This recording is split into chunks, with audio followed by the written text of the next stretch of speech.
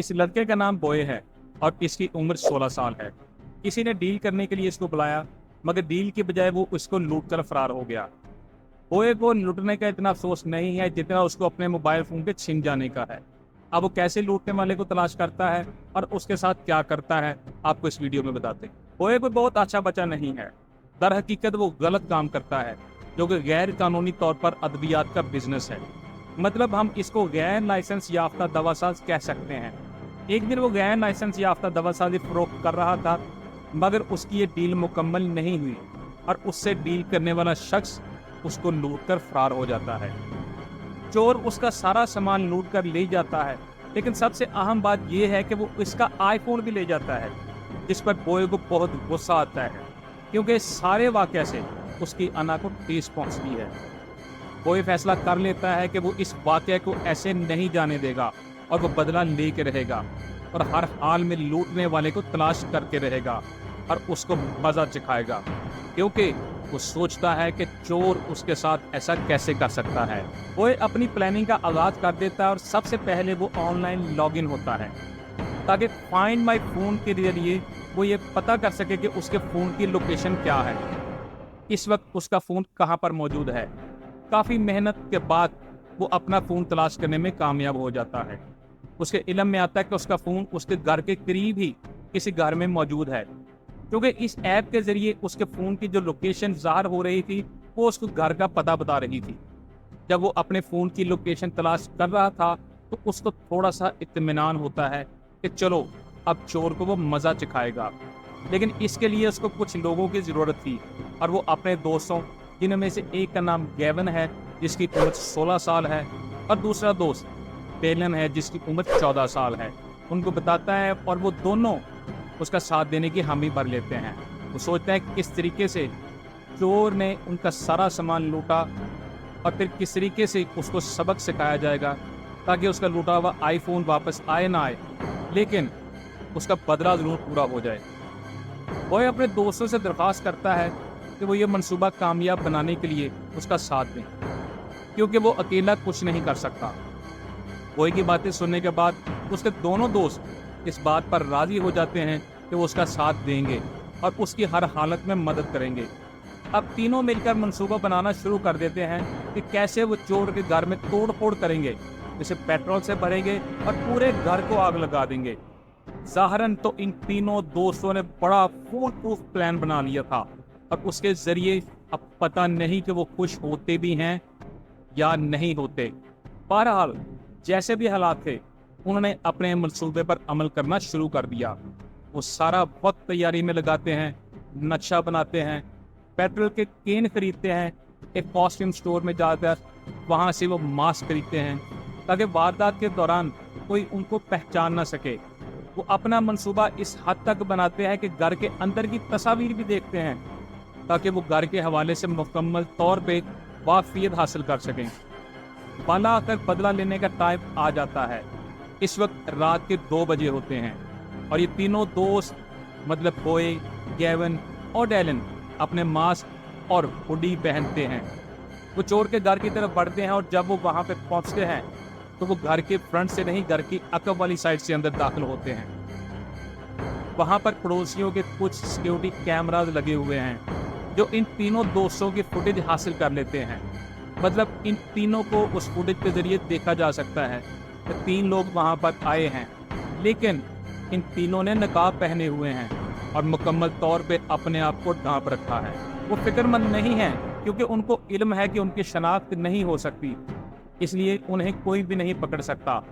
वो पीछे का दरवाज़ा तोड़ने के बाद अंदर दाखिल होते हैं और फौरन दीवारों पर पेट्रोल छिड़कना शुरू कर देते हैं। जब वो काम ख़त्म कर लेते हैं और पेट्रोल के केन खाली हो जाते हैं तो वो घर को आग लगा देते हैं। जब आग बढ़ने लगती है तो तीनों लड़के वहाँ से भाग जाते हैं और रात की तारीकी में गायब हो जाते हैं।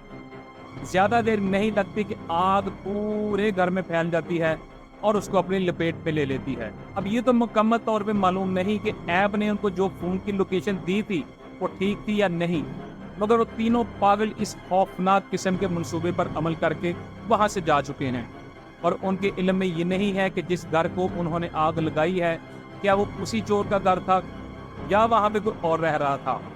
ان کے علم میں یہ بھی نہیں تھا کہ گھر کے اندر کتنے لوگ رہ رہے تھے۔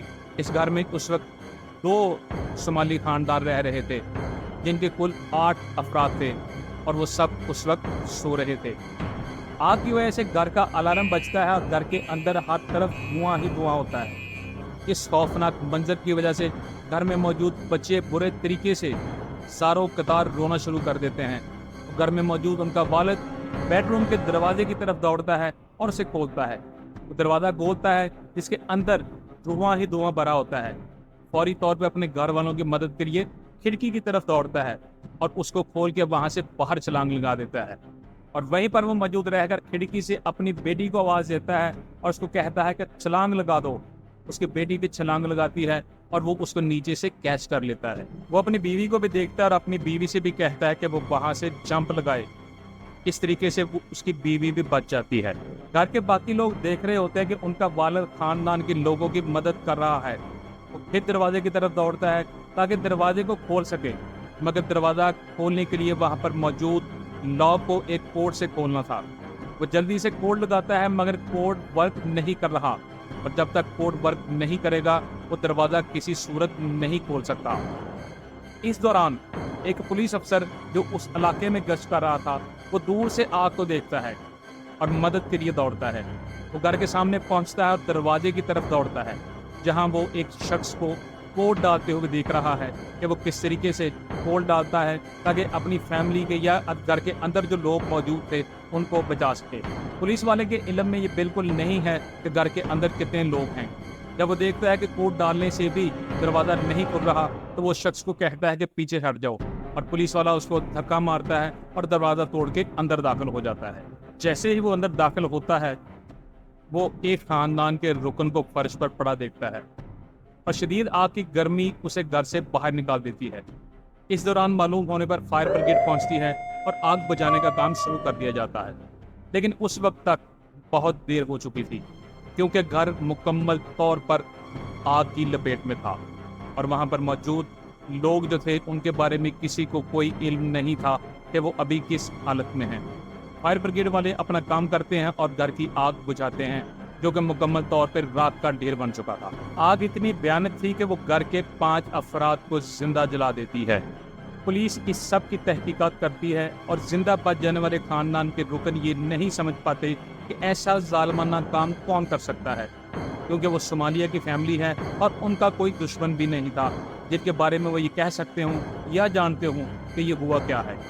دوسری طرف بوئے، ڈیلن اور گیون اپنے گھروں میں چھپے رہتے ہیں تاکہ پولیس کا ان پر شک نہ جائے۔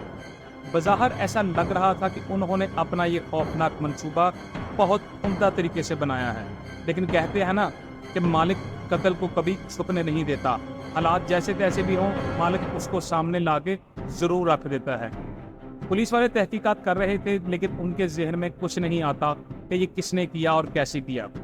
اچانک ایک دن پولیس والا سوچتا ہے کہ کیوں نہ اس حوالے سے انفارمیشن ٹیکنالوجی کی مدد حاصل کی جائے۔ وہ اپنے چند دوستوں کے ساتھ رابطہ کرتا ہے اور ان سے پوچھتا ہے کہ ہم نے تحقیقات کی ہیں لیکن ابھی تک ہمیں کوئی اس طرح کا کلو نہیں مل سکا جس کے ذریعے ہمیں پتہ چل سکے کہ یہ واقعہ ہوا کیا تھا۔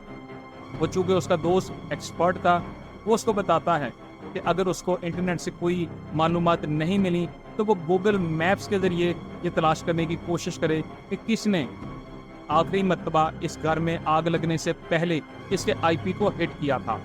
اس پولیس والے کو یہ بات کلک کر جاتی ہے اور وہ ایک وارنٹ بنا کے، جو کہ پرمیشن پولیس کو ہے کہ اگر وہ لکھ کے دیتے ہیں تو گوگل والے ان کو انفارمیشن پرووائڈ کر دیتے ہیں۔ وہ ایک وارنٹ بنا کے گوگل والوں کو دیتے ہیں اور ان سے کہتے ہیں کہ یہ جو گھر ہے اس کی لوکیشن چیک کرو اور اس کو بتایا جائے پولیس کو کہ اس کو کون سی آئی پی سے لاسٹ ٹائم ہٹ کیا گیا تھا۔ گوگل والے اس کو چیک کرتے ہیں اور ان تینوں کی بدقسمتی دیکھی ہے کہ ان کے گھر کے آئی پی کا ایڈریس ڈیٹیکٹ ہو جاتا ہے اور پتہ چل جاتا ہے پولیس کو کہ اس گھر سے جس گھر میں آگ لگی ہے اس کے آئی پی کو ڈیٹیکٹ کیا گیا تھا۔ مطلب یہ ایک بہت بڑا کلو تھا جو پولیس کے ہاتھ لگا، اور اس کلو کی وجہ سے پولیس ریڈ کرتی ہے اور ان تینوں چوہوں کو جو گھر میں چھپے بیٹھے تھے ان کو حراست میں لے لیتی ہے۔ دیکھنے میں تو یہ بڑے معصوم تھے، لیکن ان کا جرم بہت گھناؤنا تھا، اور ان کا یہ جرم 5 بے گناہ لوگوں کی جان لے گیا جن کے علم میں بھی نہیں تھا کہ بوئے کے ساتھ کیا ہوا، اور بوئے کو بھی یہ کنفرم نہیں ہو سکا اور آج تک نہیں ہو سکا کہ کیا لوکیشن واقعی ہی چور کے گھر کی تھی، اس گھر کی جس میں انہوں نے 5 لوگوں کو زندہ جلا دیا۔ وہ اپنے انتقام میں اتنا اندھا تھا۔ دوستو، کسی بھی چیز کو اتنا سر پہ سوار مت کریں کہ آپ 5 معصوم لوگوں کی جان لے لیں۔ ایک موبائل ہی تو تھا، اس موبائل کا بدلہ لینے کے لیے 5 لوگوں کی، بے گناہ لوگوں کی جان لے لی گئی۔